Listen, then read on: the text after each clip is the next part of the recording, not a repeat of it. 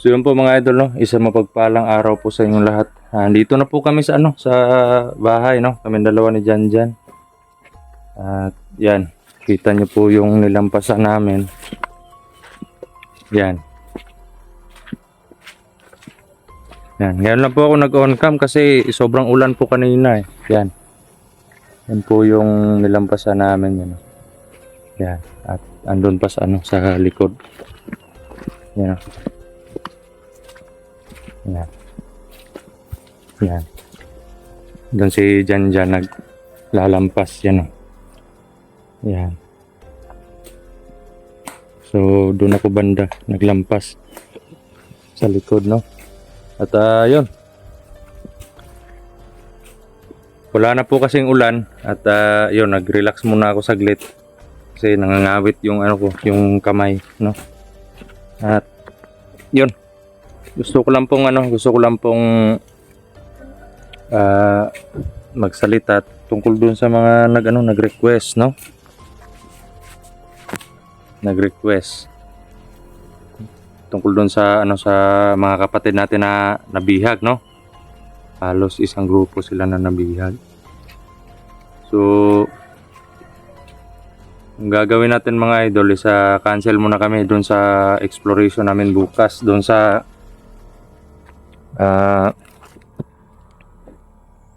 dun sa paglusob dun sa isang kuta, no. At yun nga, hindi pa namin alam kung makakatuloy kami sa explore bukas kasi wala po talaga kaming wala kaming mga allowance, no. At kung meron lang sana mga idol, no, ito po yung palagi yung sinasabi, kung meron lang po sana kung may sarili lang talaga kaming pera or yung allowance, hindi ko na po hihintayin na may mag-request pa, no. At yun po, yung problema po kasi mga idol is isa pong kumbaga hindi lang dun sa pagkain namin sa exploration, kundi may po kasi kami, may pamilya po kami, no. Na kailangan namin mag-iwan ng pagkain din para sa kanila at kailangan naming magdala ng mga pagkain kasi hindi pa namin alam kung hanggang kailan kami doon sa exploration, no? Pero di bale mga idol, no,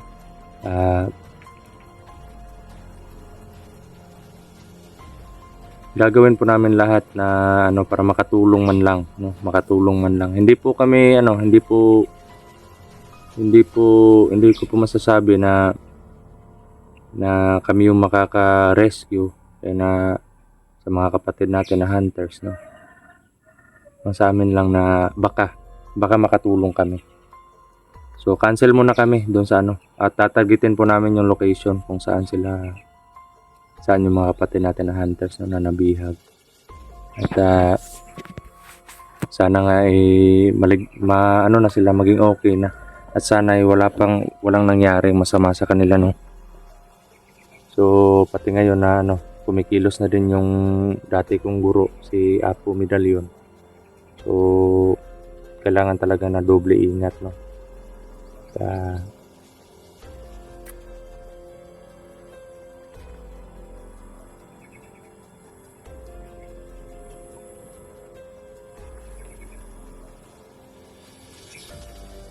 Grabe talaga mga idol.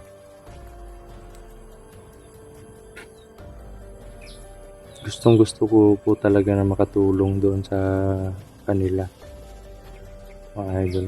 Gusto ko po talaga tumulong sa mga kapatid natin na nabihag ngayon. Pero yan lang talaga po yung yan lang talaga po yung kumbaga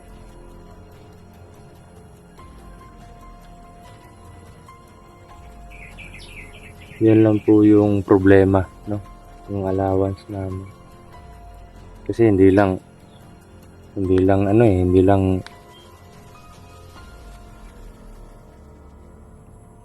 ako, isang grupo kami. siguro sila ano din, sila Brother Max, sila Maui, sila tinatawag na sila Jerome, si Julius hindi pa masyadong magaling yun eh. So sila, naghahanap din sila ng paraan para magkaroon din ng allowance para sa exploration. Yung allowance ko lang talaga yung problema. At yun, medyo malayo pa yung yung location.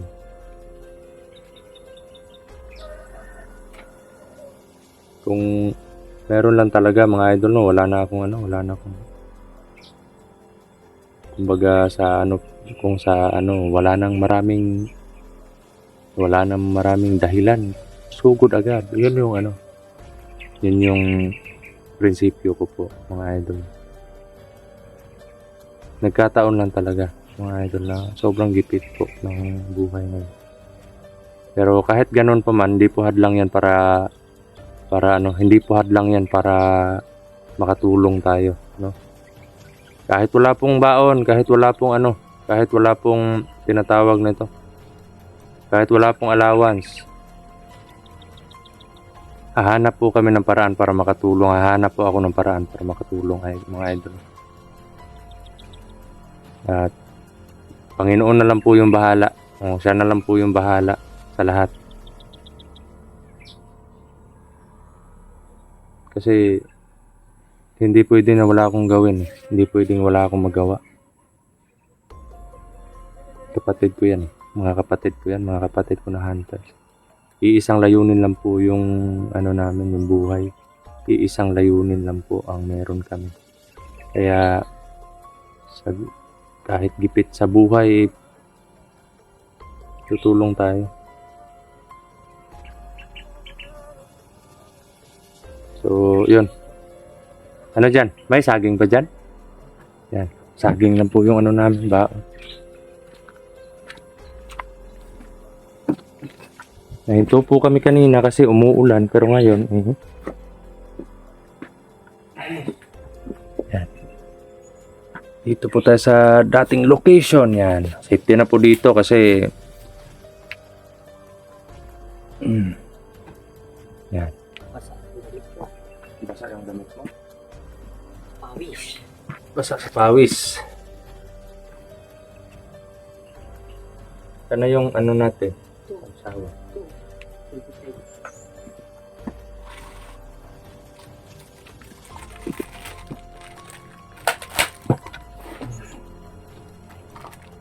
Nangyari sa aso. Nilagyan mo ng kumot. Kasi nilalamig. Yan. Nagdala po kami ng aso dito, mga idol. Yan o. Ano po ito? Sa amin, ginamos. O sa Tagalog, bagoong ba ito? Bagoong? Iwan ko kung ano tawag sa Tagalog. Alam. Yan. Masarap po ito, mga idol pag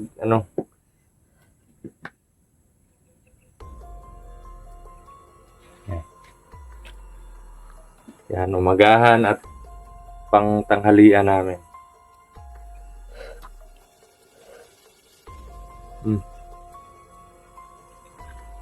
Sarap po. Kain po tayo, mga idol.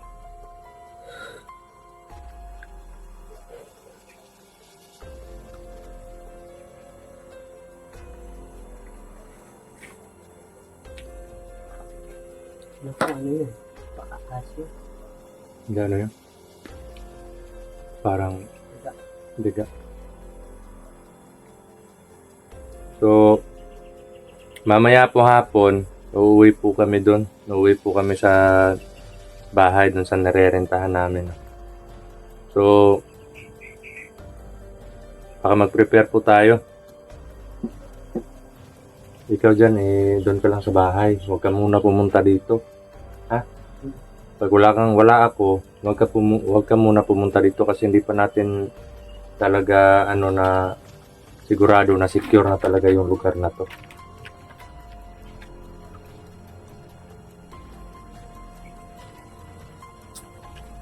Hintayin mo lang ako makauwi.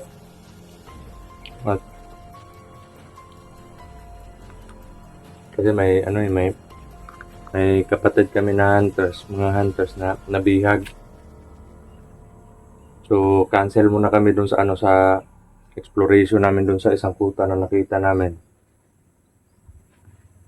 Dun muna kami sa tatargetin namin yung location. Saan yung yung sinasabing bundok kung saan yung mga ibang hunters na nabihag. Hindi mo na ako pupunta dito. Doon na. Doon ka muna sa bahay. At saka na tayo babalik dito pag matapos na yung exploration namin. Sana ay makauwi ako na makauwi. Sana hindi ako makatagal doon. Kumbaga makauwi agad.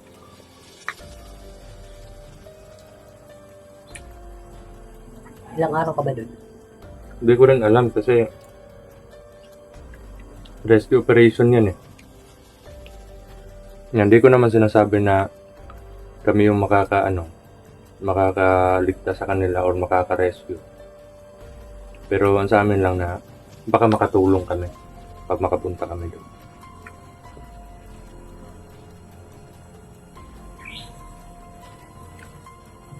Kasi hindi pwede na wala kaming gawin kasi buhay ng tao yung nakataya dun sa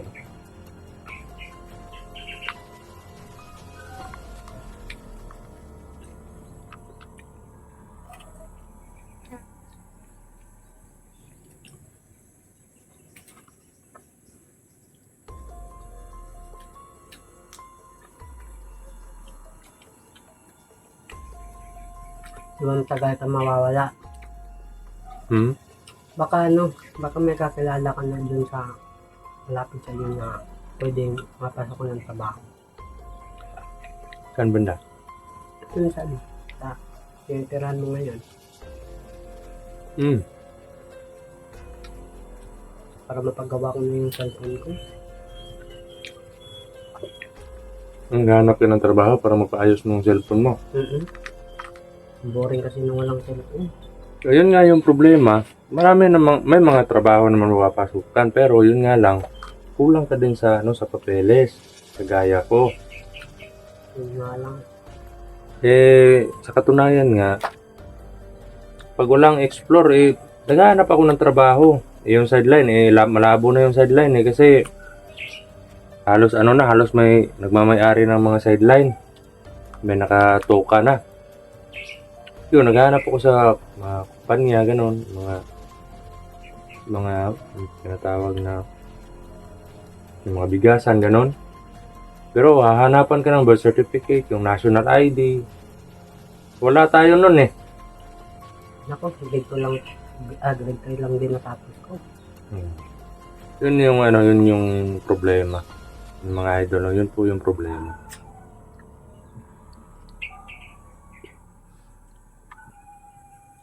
Ang hirap maging mahirap Oo, pero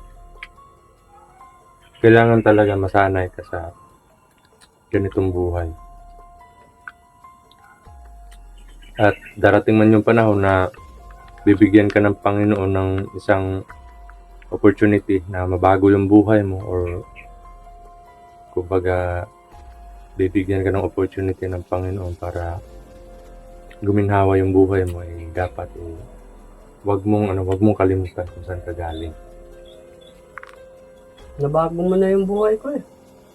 Oo nga, pero kahit sa amin lang yung nagawa namin pagtulong lang para makalabas kayo dun sa sa kadiliman na yun.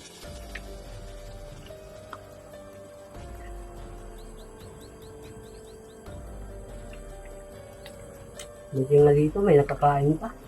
Doon, walang, kung hindi kami natanakan ng mga kalabaw, hindi kami makakakain. Ano ba?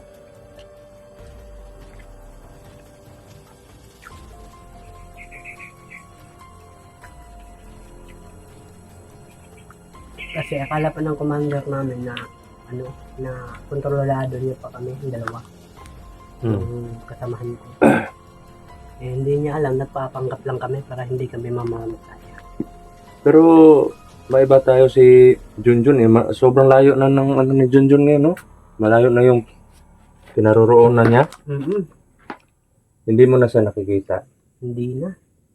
Nung nakaraang buwan, nag-uusap kami kasi hindi pa sira yung cellphone ko. Pero buhat yung nasira na. Mula nung nasira na yung cellphone ko, ayun na. Hindi na kami nagko-contact. Hindi bale dyan. Balang araw eh, mapapaayos din natin yung cellphone.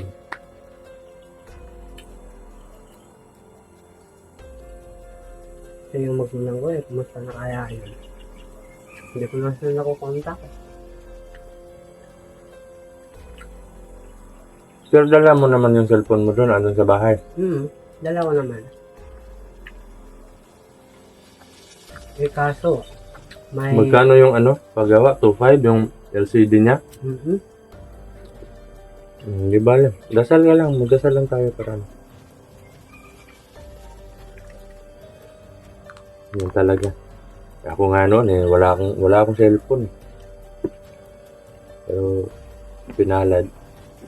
May ginagamit ng cellphone. Hindi, yung pagsimula ko pa lang, hindi pa nga ako masyadong hindi pa ako marunong.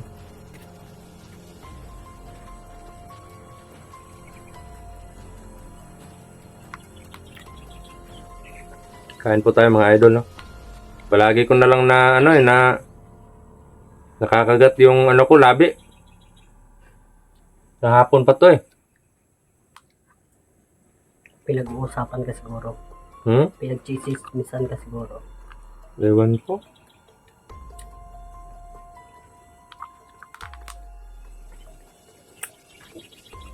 Ang dami ng sugat mga idol.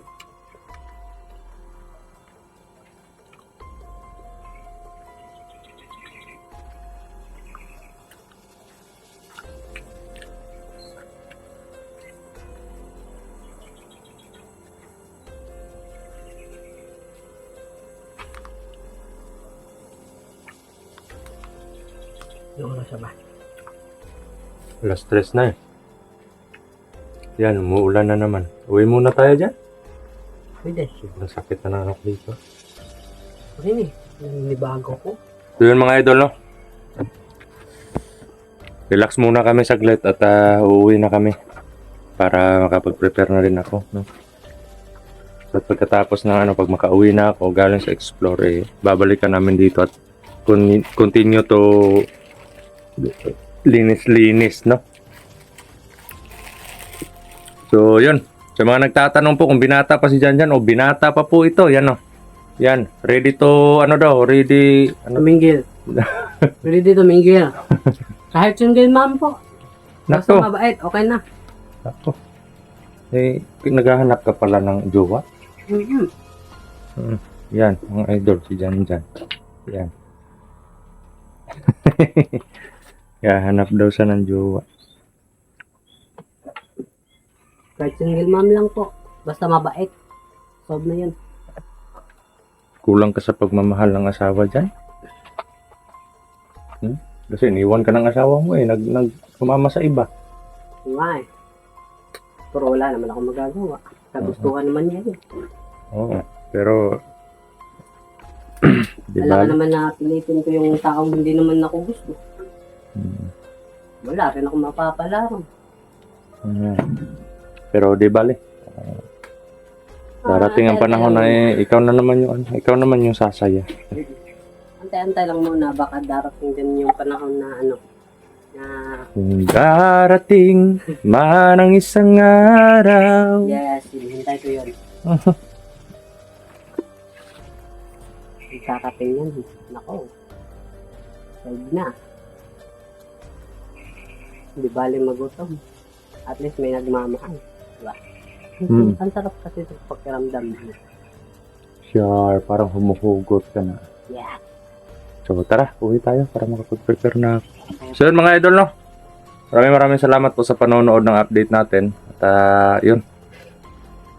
sana po ipagdasal nyo po na magkaroon tayo ng pagkakataon para makapunta doon sa mga kapatid natin, no? Na nangangailangan din ng tulong natin. Hindi man tayo sure na tayo makakasagip sa kanila, pero at least na susubukan natin makatulong, no? Sa abot ng ating makakaya. So, yun. May love shoutout po sa inyo lahat at maraming salamat po sa walang sawa na suporta, pagmamahal at pagdarasal ninyo. God bless at more power po sa inyong lahat. Ito po si Brad Dudong Adventure na nagsasabing mahal na mahal ko po kayong lahat. Salute po kami, mga idol.